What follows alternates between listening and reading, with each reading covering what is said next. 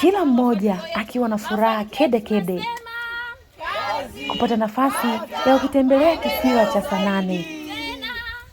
Na hapa ni wanachama wa kikundi cha mafanikio yetu, kikundi ambacho kina kauli mbiu ya kazi, bata na maendeleo.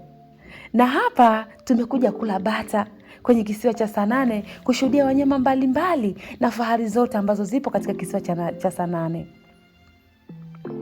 Katika ofisi ya Sanane tulipata ukaribisho mzuri sana na kupewa maelekezo mbalimbali ya namna ya kuweza kufika katika kisiwa hicho, ikiwa ni pamoja na kujisajili.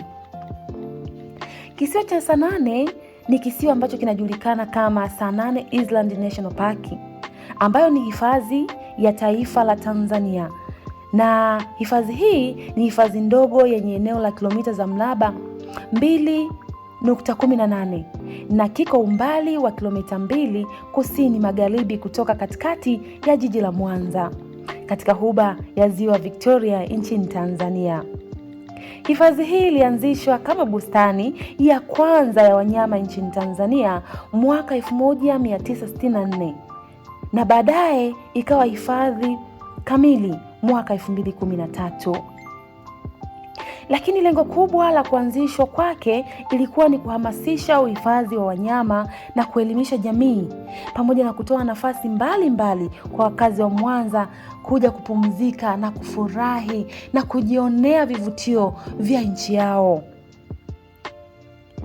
Tulipofika katika kisiwa hiki cha Sanane, hakika kikundi cha mafanikio yetu tumejipatia kuona vitu vingi sana.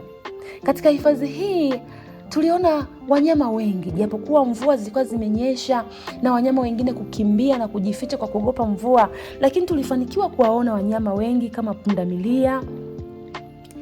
Lakini pia tulifanikiwa kuwaona swala, simba.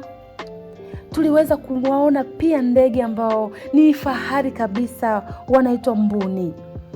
Na zaidi ya yote tulipata nafasi ya kwenda kupiga picha katika kilima kirefu kabisa ambacho kinaukupa mwangaza kuliona vizuri Ziwa Victoria.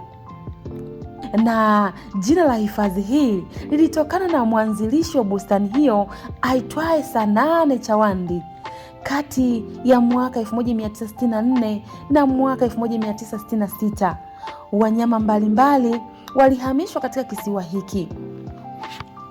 Wakati tukiwa na mwenyeji wetu akituelezea historia ya kisiwa cha Sanane, alituambia pia katika kisiwa hiki kulikuwa na viboko wengi sana, lakini walishindwa kustahimili mazingira ya kisiwa hichi na hata wengine kuweza kutoweka na wengine waliweza kufariki na kukiacha kisiwa kikiwa hakina kiboko hata mmoja.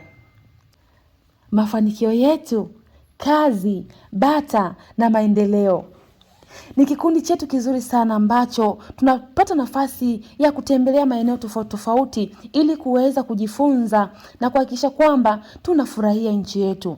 Na si hivyo tu, katika kikundi chetu sisi tunasaidiana sisi kwa sisi na kuhakikisha kila mmoja anapiga hatua katika maisha.